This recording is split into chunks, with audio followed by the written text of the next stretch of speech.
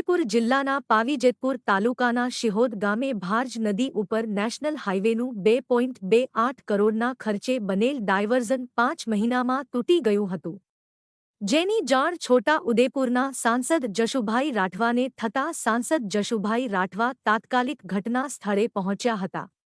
સાંસદ જશુભાઈ રાઠવાએ જણાવ્યું હતું કે ડાયવર્ઝનનું વહેલી તકે સમારકામ થાય તેમજ નવા બ્રિજની મંજૂરી મળે તેવા પ્રયાસો કરું છું। સાથે સાંસદ જશુભાઈ રાઠવાએ સ્થળ ઉપરથી અધિકારીઓને તાત્કાલિક વૈકલ્પિક વ્યવસ્થા કરવામાં આવે તેવી વાત કરી હતી।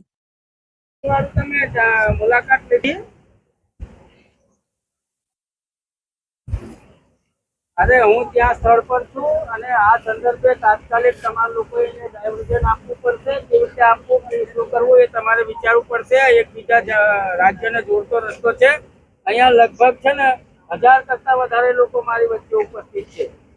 એટલે આપણે તાત્કાલિક જે કંઈ કરવાનું હોય એ કરાવો, વૈકલ્પિક વ્યવસ્થા ગોઠવાડો। કેમ કે છે ને આ તો એકબીજા રાજ્યને જોડતો રસ્તો છે અને પેલી દરખાસ્ત આપણી કેટલે પહોંચી છે મેં આવતા મંગળવાર બુધવારે દિલ્હી જાઉં છું। ये मने कॉपी तमने मैं ते दिवसे कीधी थी, कॉपी मने हजी मळी नथी। जी हाँ हाँ हाँ सारू